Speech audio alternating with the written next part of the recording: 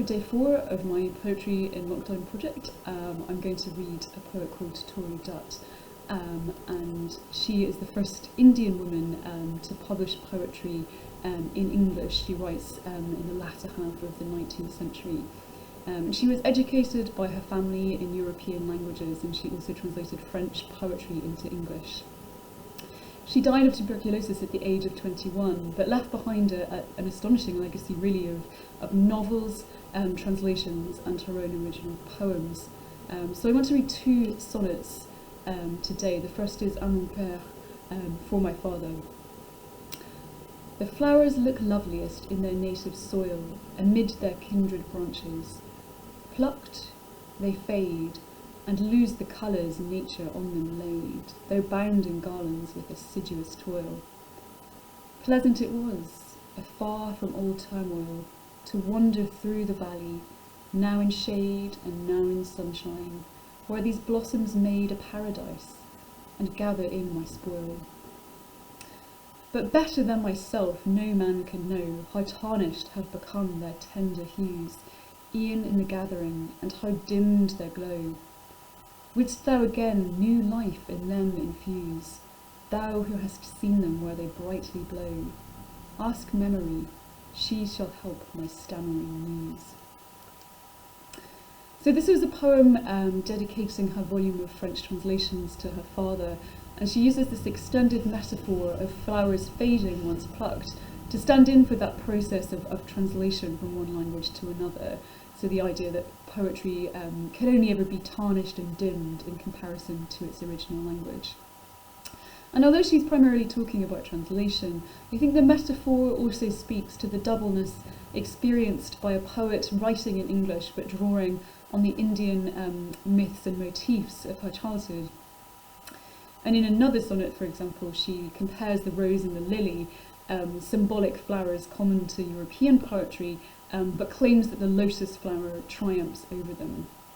And that idea that flowers look loveliest in their native soil suggests the difficulty that the poet who works across cultures might have.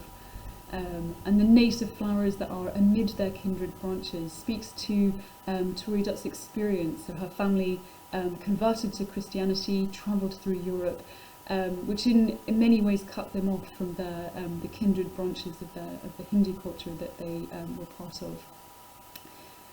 And Dutt shows herself to be a master of the sonnet form in English. Calling on the Muse for help to aid her work is of course a convention of European poetry, and this Muse makes possible the animation of her plucked flowers. And the image of the poet's work being to bind in garlands with assiduous toil speaks to the careful craft of her own sonnet.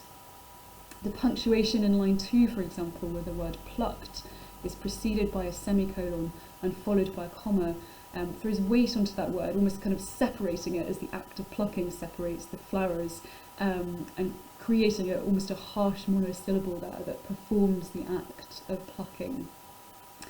And if we look at the rhyme scheme of the last 6 lines as well, so in the sonnet, rhyme can often be used to create patterns of meaning through sound that differ from the meanings that the words might tell us. So a negative meaning might be contrasted with positive rhyming sounds, and I think that's what we see here. So although the poet is modestly suggesting that her translation will never match the original, the pattern of rhyme that links know, glow and blow, and hues, infuse and muse clusters words together that suggest animation and energy, bringing her poem to life even as she protests otherwise.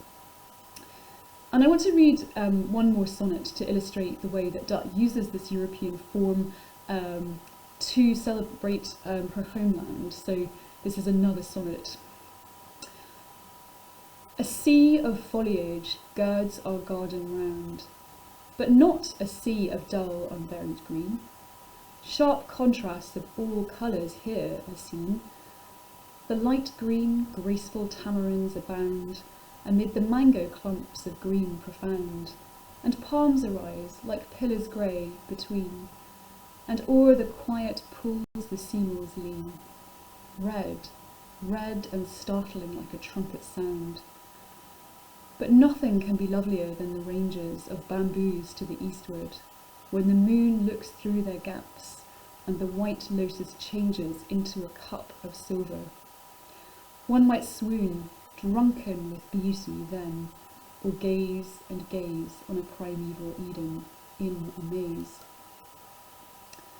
So in contrast to the previous sonnet, which is Petrarchan, based on the medieval Italian poet Petrarch, this is a Shakespearean sonnet where the first 10 lines build a case through the profusion of colours, and the turn comes in the final 2 lines, that final rhyming couplet, which solidifies the argument that we will gaze in amazement upon this scene. And I think the reference to a primeval Eden speaks to the imperial politics of the period, where she's using a Christian trope here to situate the country's beautiful scenery, India's beautiful scenery. And a lot of kind of the ideology of the British Empire rested on the belief in the superiority of their civilization and their religion traced back through biblical history. So is there a challenge here, suggesting by linking Indian landscape to Eden that it's a civilization that's just as worthy of such respect? And I think the twice repeated word but seems to suggest that the poet is acting in defence, almost as if answering back to an assumption that the foliage is dull and unvaried, so we get that. This is not a sea of dull or unvaried greens, and the emphasis on colours here marking a defence. So the European form of the sonnet is interwoven with these images from Indian landscape and motifs to produce a lively and powerful poem.